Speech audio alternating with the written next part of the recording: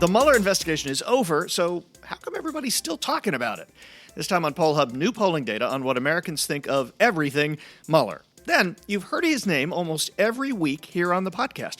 But what do you really know about our editor, Kenneth Marples? Besides having kind of an awesome stage name, right? Well, today you are going to find out. And then, the most important day of the year is May 3rd. According to some guy named Lee, we're going to discuss that. What an odd episode. Even I'm curious how this one turns out. Let's get going. And hi, everybody. Welcome to Poll Hub. I'm Jay DeDapper, Director of Innovation here at the Marist Poll. And I'm Barbara Carvalho, Director of the Marist Poll. And I'm Mary Griffith, Media Director for the Marist Poll and Executive Producer of Poll Hub. Lee is off-site today, but he'll be joining us shortly for a very special segment. I was pretty sure that wasn't Lee from The Voice, but I guess I guessed right. Head cold. Head cold, yeah.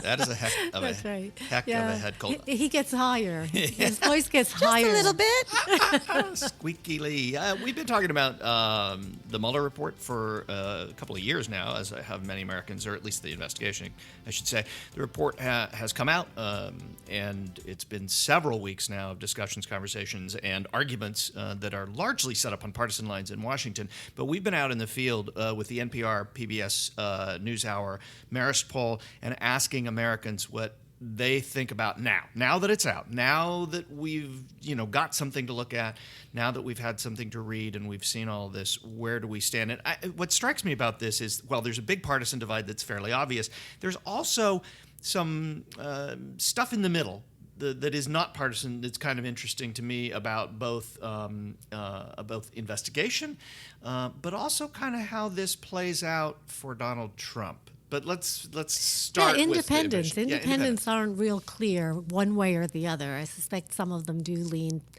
more Democratic, others lean more Republican. But what I do find is interesting is in some of the questions that we ask, they don't stand on one side completely or the other. I mean, overall, 58% of Americans still feel that there are questions that have been left unanswered with regard to President Trump's role, even after the conclusion of the Mueller investigation. However, what happens after this point, I think, is where you mentioned, Jay, that the political polarization really takes hold. Democrats, I think, what our poll has shown, wants something to go on, to continue, wants the investigation, the first I word, investigation to continue. But how that investigation continues is something that also divides Democrats as well. And whether, in fact, the other I word, the impeachment word, is the road that they actually do want to go down and take. Republicans, on the other hand, are done. They believe that the Mueller investigation was fair, as do most Americans, regardless of party, and feel that the investigation at this point should just end and we should move on.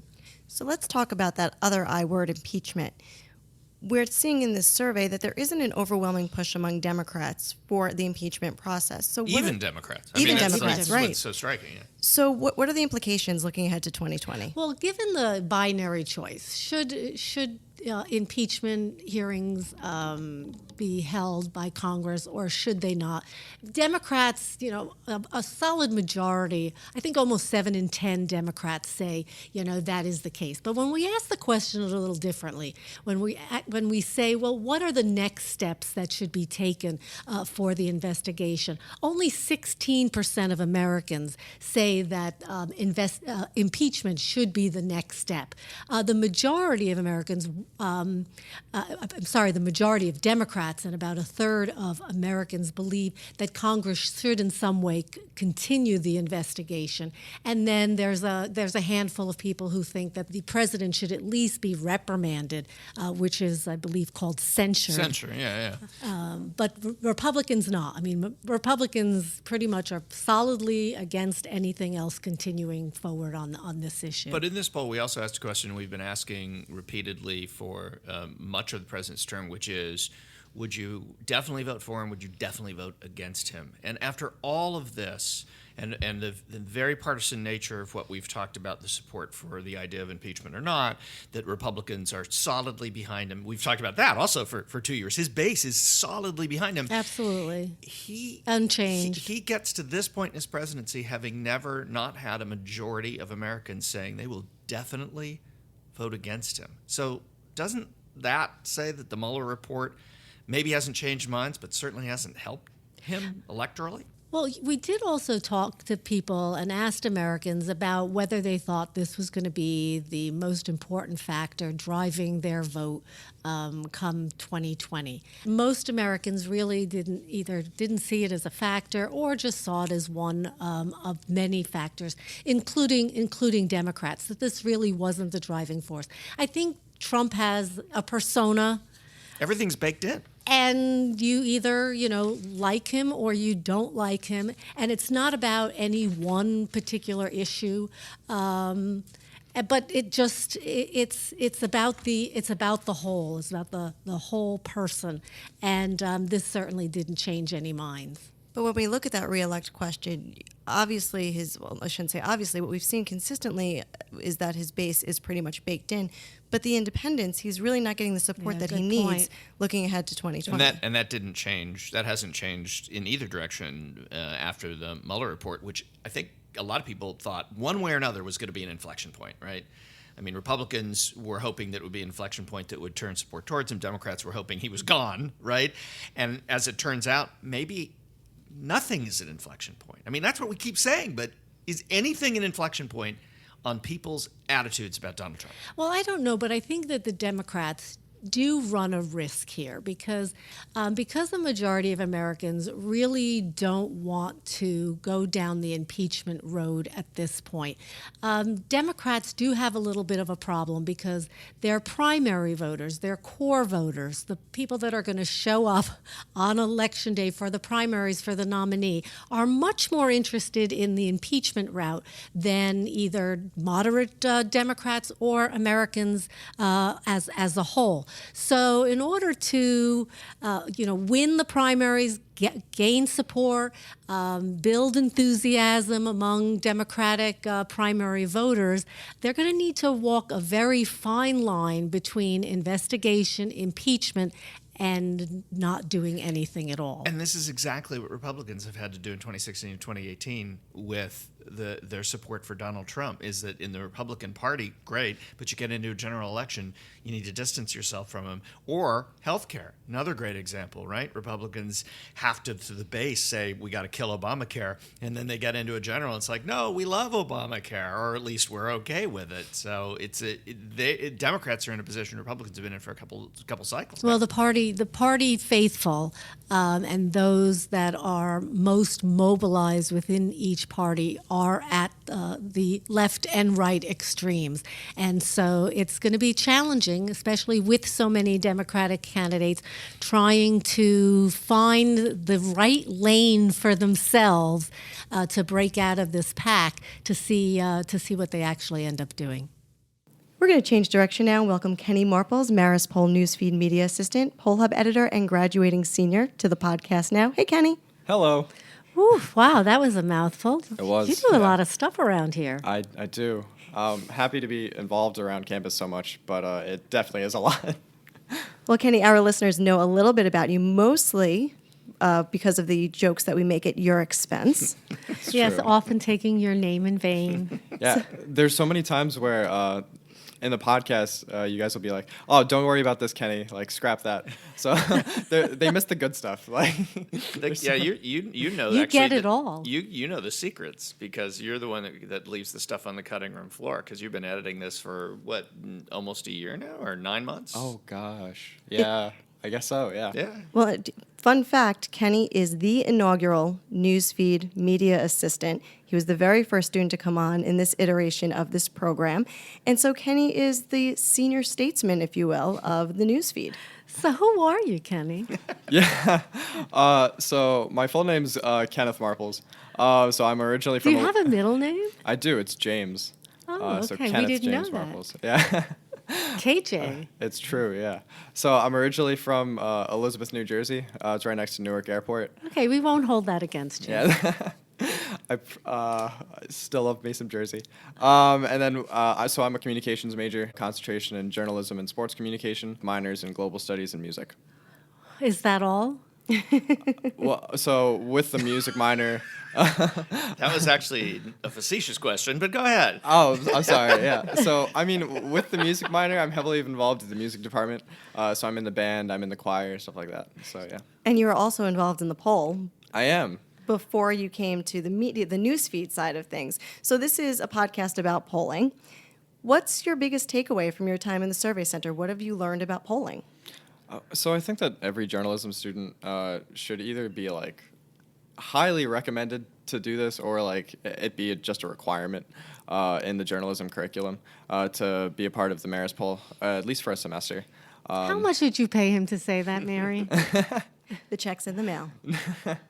But yeah, so I really think that it gets you comfortable being uncomfortable.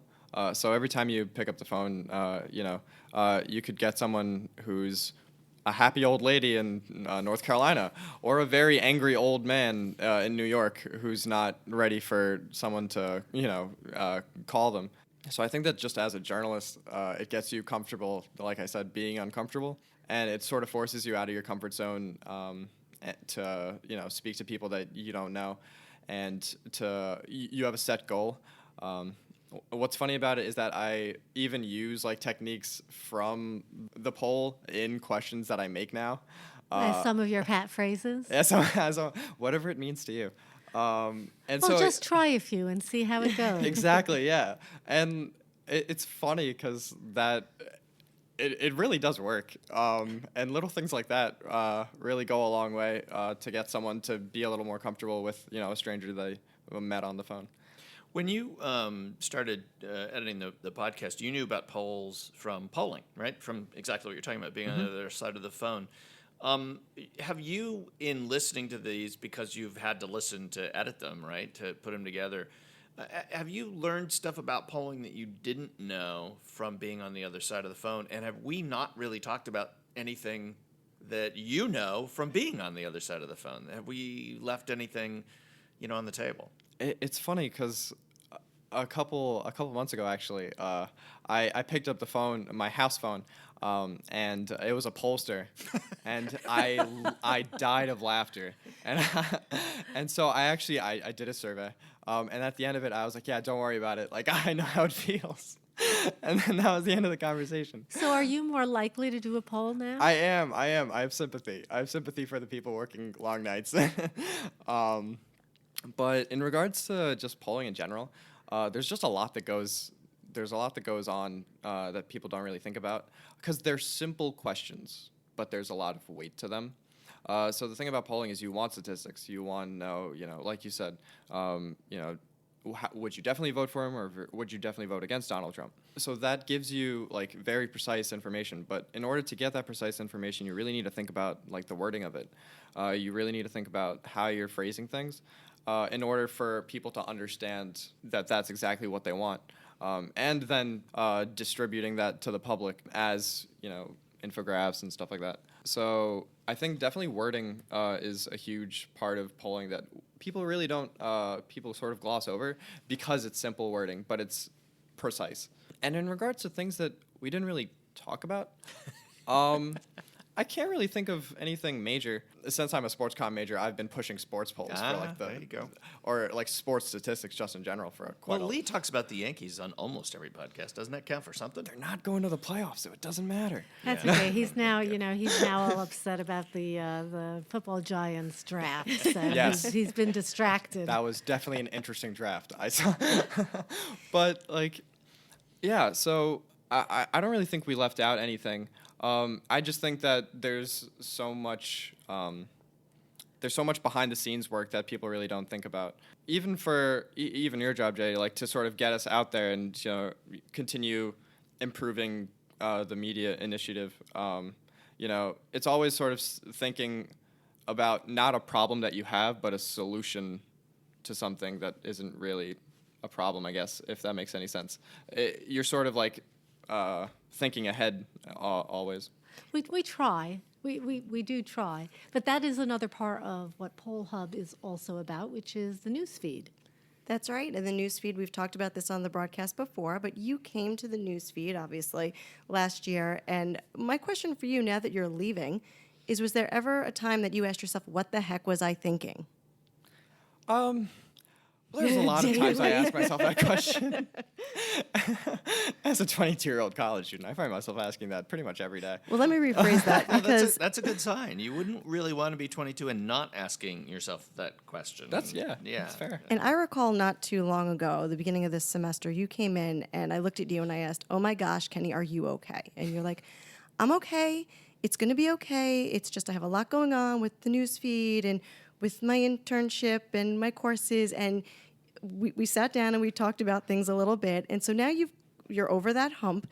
Before you leave campus, what advice would you give to your fellow students who are sticking around for another year or two about when they encounter situations like that, how they'd get past them?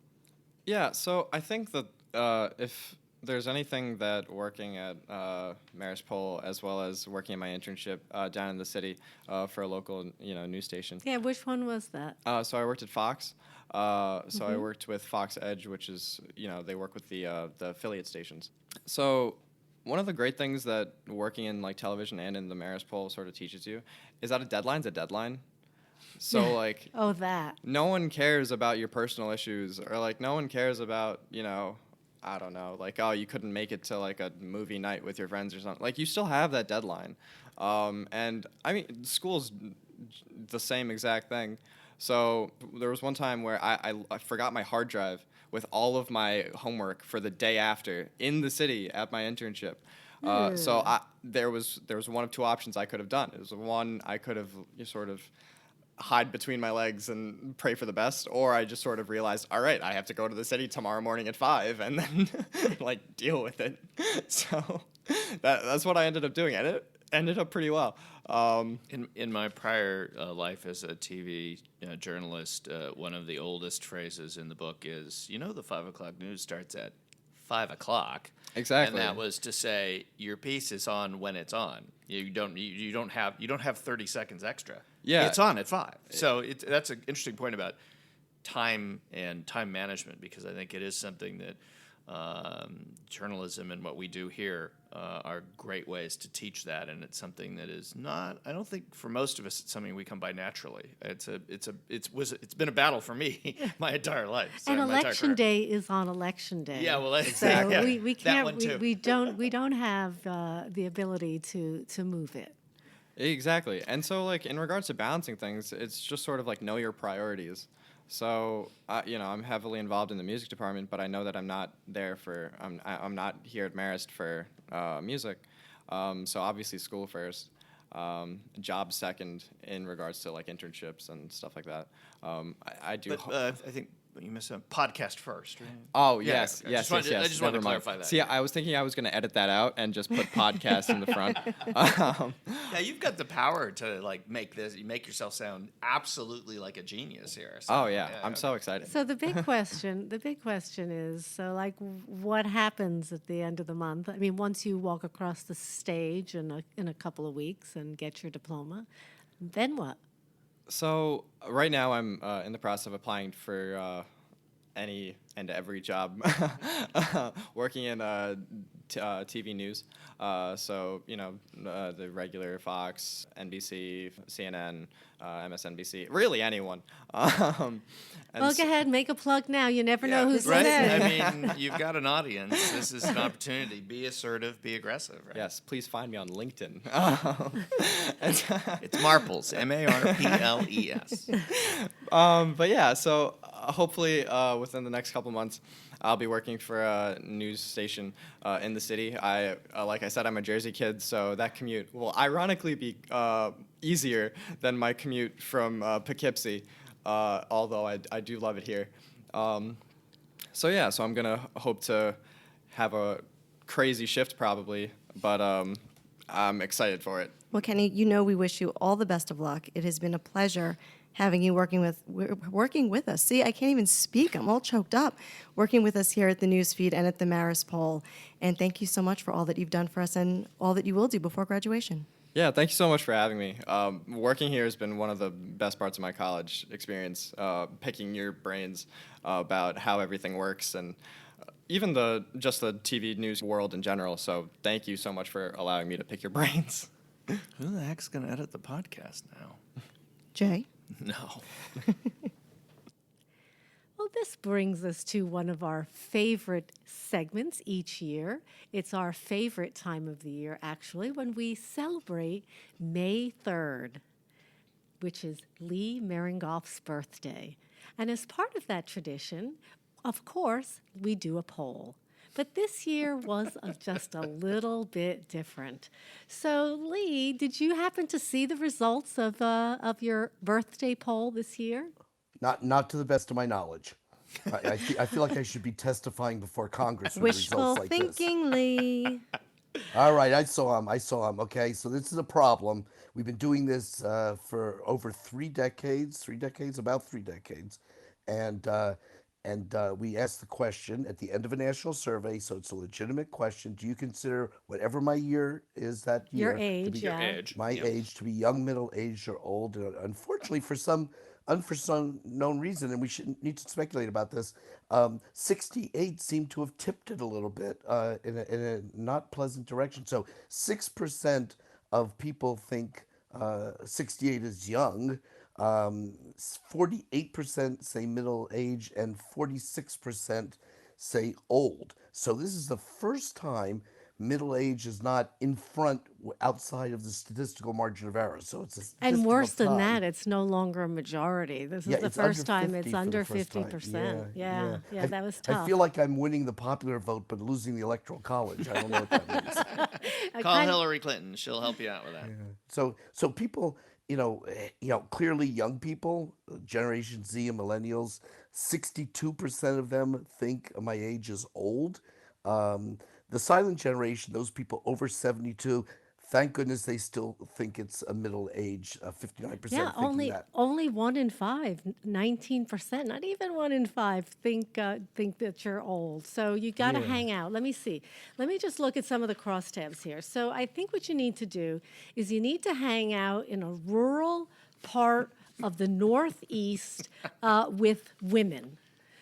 Because those are the people that still think that you're middle-aged and not old. But I would stay away from urban areas, people under 45, and men. Oh gosh, this is, I guess, how this was started out as a big joke, a long time ago. How does a pollster come to terms with advancing age? The humor part is leaving me. I did notice when I look back at some of the trends. We have trends.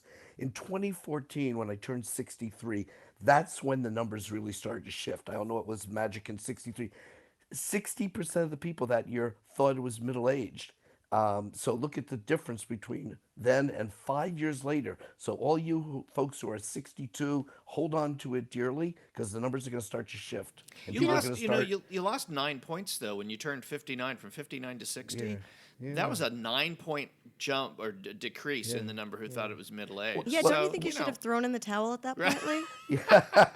Well, I think what you have at that point is people start just giving you the senior citizen discount, and so that's not good. And I realized in a No, meeting with that some is good. students- You save money. I Well, but want the you Yeah, want senior but there's citizen some discount. things you'd rather pay for. yes, and you want to be Depends on the asked, size of the senior citizen discount. You want to I be think. asked, so it's not good. But there's a lot of people out there who were born in 1951, and that's okay. I mean, we do have a collective despair at these numbers. And if you were born in 1951 and you have a different take on these data, please email me or message the Marist Poll or Marist Poll Hub and any of those places that you get a hold of us. I'd be happy to commiserate together. We need to work on your messaging, Lee. Yeah. Well, all right. Hang on. I actually have a serious question about why these things are moving. How much of this has to do with the fact that there is an increasing size of the younger generation? This is a large generation, and so it's a larger set of younger people who are answering this question than did, say, 15 or 20 years ago. How much of this has to do with that? All of it. All of Well, it. I think that I think you survived. I actually think you survived for so long because of the baby boomer generation. I think Yeah, they we were hung good in for a there. while. I think they hung in there with you. But right now, we have Gen Z coming of age, Yeah. so they're now You're right, being Jay. included, That's right. in our polls, the 18 to 24-year-olds, and they're just beefing up the size of the millennials. So we combine Gen Z with millennials, and really, you've had it. So, but it's not too bad. I mean, it's actually not too bad. I mean, still 48% of Americans do think Yeah. that you're middle aged. Although 68 and 68, that would mean you'd have to live to what 136. Well, here in 2 years, I will be halfway between 20 and 120. So you can Oh, sleep well on that. see, there you go. So that's something to look forward to, I guess. Well, But, thanks a lot, guys. I sure appreciate these good wishes. Yeah, well, happy Happy birthday. Thank you. Thank you. 40. Well, let me ask you guys before we go away. Young, middle-aged, or old. Let's let me put the let's put the by your word to your positions here. So, what do you guys think? Ladies first. you're old. Old. You pay my check. You're young. You're very young. Sprightly young man. Well, there No, you have it, folks. You're always young at Hartley, and you Yeah, always that's for you sure. always have been. You keep and I us hope young. my cardiologist agrees with you. Well, happy birthday, and Thank you, guys. We were definitely looking forward to next year. Yes, thanks, guys. Appreciate it. I think. Well, that's going to do it for this edition of Poll Hub. Poll Hub is a production of the Marist Poll at Marist College in Poughkeepsie, New York. And hey, again, Lee, happy birthday. Thank you. And thank you to Mary Griffith for joining us today, our executive producer, who keeps us all moving and keeps us all together. And thank you to Kenny Marples for joining us as well. And I hope you edit everything beautifully. So that you Got a lot of have work to do. wonderful mellifluous tones that can be your calling card for that job that you're looking for. And we'd also like to thank the Roper Center Archive at Cornell University, who provides us with the ability to look back in time at survey questions and results over the decades, although the age question is all ours. Yes, we're the one maintaining that database for forever. Send your questions because we like to get them. Pollhub at marist.edu. Reach out to us on social media. That's really the best way to reach us. We're at Marist Poll on Twitter, Marist Poll on Facebook. And Lee, what do people need to do when they're looking at their app they're listening to this on? What is it they need to do? Huh? Subscribe, Lee. Subscribe. Oh my God! Oh, it's that age thing, It's that age thing. Oops. It's okay. It's okay. We'll cover for you. Hey, look, all the presidential candidate frontrunners are older than I am, so there you have Well, That's that's true. something. And that makes them middle-aged? it. Only in Old. their minds. Have a good week, everyone.